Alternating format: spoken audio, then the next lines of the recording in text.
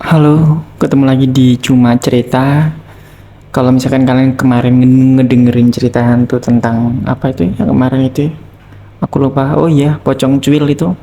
Nah, kali ini ada cerita lagi nih. Ini datang dari cerita temanku. Kalian boleh percaya, kalian boleh enggak, tapi kayaknya kalian harus dengerin ini dulu. Dan aku nggak mau basa-basi, aku mau langsung ke ceritanya. Berikut adalah cerita dari nenek penunggu sumur.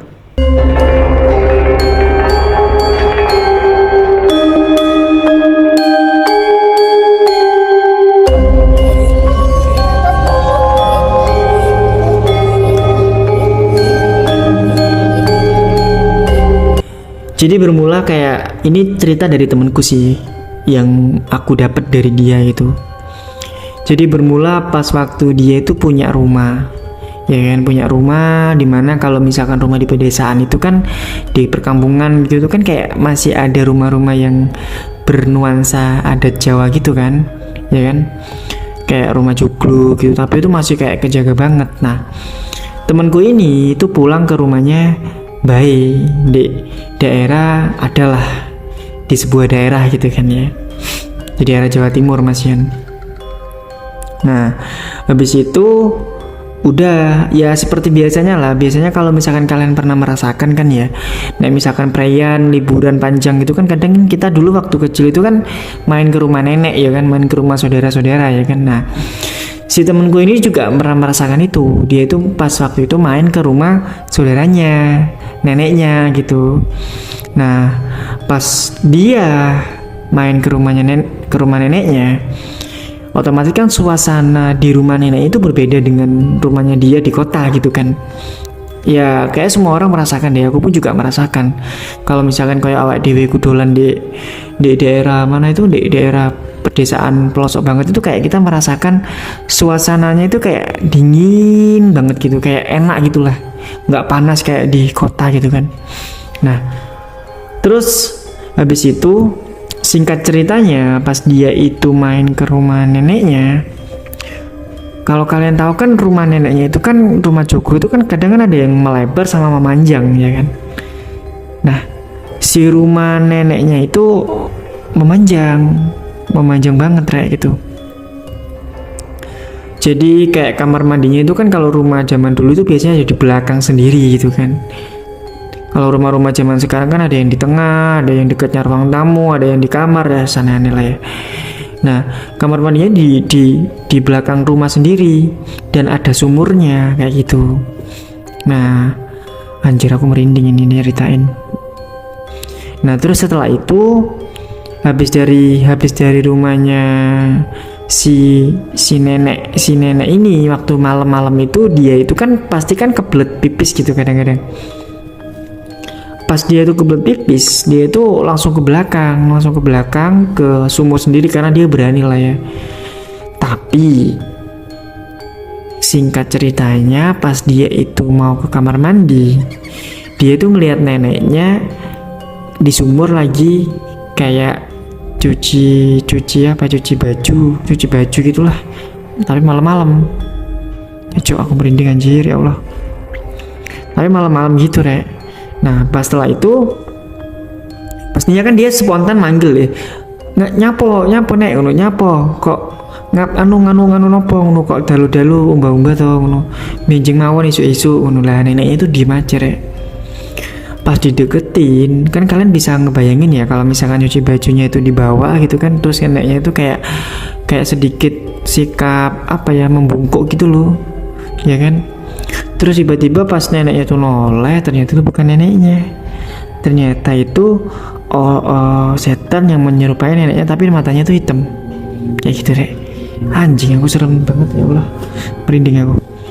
Secara spontan dia tuh kayak langsung lari rek, nggak jadi kencing. Langsung lari ke dalam rumahnya, nggak tahu menurut dia itu kayak halusinasi atau apa, yang penting yang dia lihat itu jelas banget gitu. Nah, setelah dari situ, oke, kan pintu belakang rumah itu kan kebuka ya, otomatis kan itu kan kayak bukan di belakang rumah, itu bukan di dalam rumahnya tapi di luar rumah gitu kan. Otomatis gak ditutup karena sering ketakutannya. Nah neneknya itu tiba-tiba dari dalam rumah itu kayak menanyakan gitu, opo kok nggak ditutup lawangnya ngono. Nah si temanku ini tuh menceritakannya tuh kayak ketakutan sambil ngomong, dek buri kok ono wedi aku wedi ngono. Ya wis ketakutan anak pada zaman itulah. Oh iya, aku lupa menyebutkan ya umurnya ya. Waktu itu mungkin sekitar ya SMP kelas 2 kelas 3 lah ya, udah dewasa banget sih itu. Dan kejadian waktu itu tuh malamnya itu sekitar pukul 11 malam lah, atau jam 10 jam 11 gitu katanya gitu. Nah setelah itu habis dari situ akhirnya dia dengan ketakutannya itu kayak ngomong dek baik ngono kan, nek dia tuh dilihatin kayak gitu. Udah Mbak itu kayak menenangkan, tapi Mbak itu menengahi, nggak ngomong apa-apa, diem gitu. Terus habis itu nggak apa-apa ngono. Terus habis itu udah paginya berlalu ya kan, wis isuk ngono kayak biasa. Mari sholat subuh ya kan, terus habis itu jalan-jalan, dan udara kalau di pedesaan kan dingin kalau pagi kan. Udah terus habis itu pas pagi ngopi-ngopi di belakang di pawone itu sambil nyantai. Akhirnya cerita bahwa semalam itu dilihatin nenek-nenek matanya itu hitam persis sama wajah neneknya kayak gitu Rek. Nah terus habis itu singkat cerita dan lain-lain, ternyata memang di situ tuh neneknya juga pernah ngomong bahwa di situ tuh nggak cuma menyerupai si neneknya itu aja, jadi menyerupai banyak orang. Jadi setan ini tuh menyerupai banyak keluarga di situ, dan sampai sekarang juga nggak tahu itu kenapa, dan tiba-tiba kayak sering nampakin di situ tuh kenapanya itu nggak tahu, katanya sering gitulah. Nah itu cerita temanku ya, nggak tahu ya, mungkin menurut kalian gimana gitu. Kalau aku sih ya tak dengerin aja gitu. Kalau aku sih nggak terlalu percaya dengan cerita ini gitu.